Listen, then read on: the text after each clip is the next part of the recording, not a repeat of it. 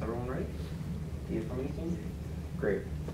Andrew read a very interesting piece of evidence in his last speech, and what it said is critical to the negative argumentation, because what it said under the original intent of the Constitution is that if Congress wants to limit its powers, the proper role to do that is a, quote, constitutional amendment. It's interesting that they should read a piece of evidence that directly supports our side and contradicts the very premise of their case, because it's the belief of the negative team in this round that if you really want to protect individual liberties at the real world level and a constitutional level, having Congress mandate what is constitutional and what is not, and having the Congress determine what the Supreme Court says without a test case, without precedent, without any proper role of the Supreme Court as the reviewer of constitutionality, that's the threshold for tyrannical governance, which the affirmative seems to be so much against, and we as the negative team agree. It's the fact that the affirmative team's plan themselves advocates that tyrannical style of government that we believe the counterplan of the amendments to determine from the people's perspective what is constitutional and what is not is what should be voted for in this round. I'm going to organize all the arguments into two issues.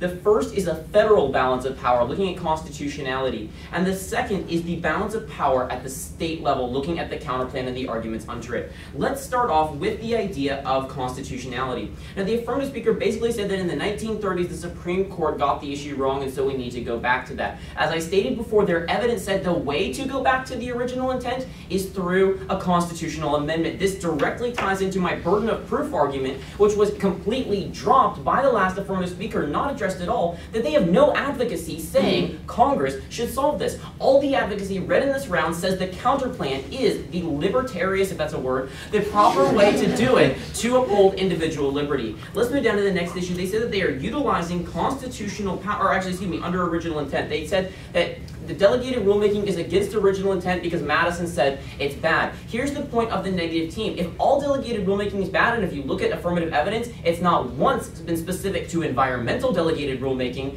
all the affirmative does is deal with the environment. They do not address anything with the IRS, anything with the Department of the Interior, anything with the Department of Justice, any other federal agencies. It's the counterplan through the amendment that addresses it across the board. If you want to protect individual liberties, if you want to truly uphold the Constitution, you don't address one sector of the problem. The Constitution has no net benefit. You're either constitutional or you're not. There is no middle ground. Let's move down to the next argument. They said they're utilizing congressional powers to fiat the Supreme Court, so we're not violating the separation of powers. I'll quote Andrew Huey from the last time we were neg against them. We're not debating what is, we're debating what should be. It doesn't really matter whether or not the Supreme Court makes powers right, or makes policy right now under the constitutional scheme of things, which is really what we're arguing the entire round and have been.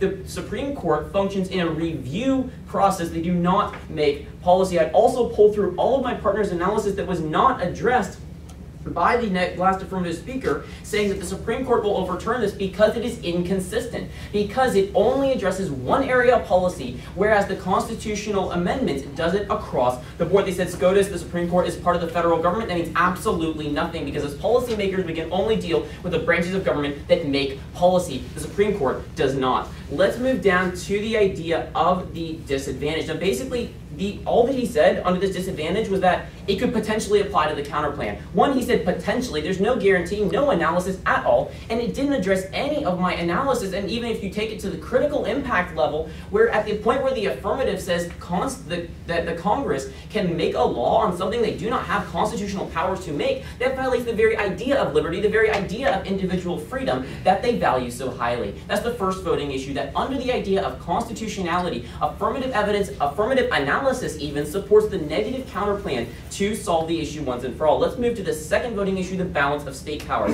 I'd like to point out that all of his analysis, all of their responses to their arguments saying the states don't propose amendments, that the people are not involved, and that Congress won't pass, unaddressed by the last affirmative speaker. They agree with us that the counterplan increases the involvement of the people, which increases liberty. They agree that the amendments will pass and that it solves the problem. Their only response was that it's not mutually exclusive because Congress can pass the amendments afterwards. PERMS, which is basically basically doing both plans at the same time. It has nothing to do with hair. They don't work like that. You enact both plans simultaneously. You can't say we're going to do one and then later we're going to do the other. Cross-apply my critical impacts.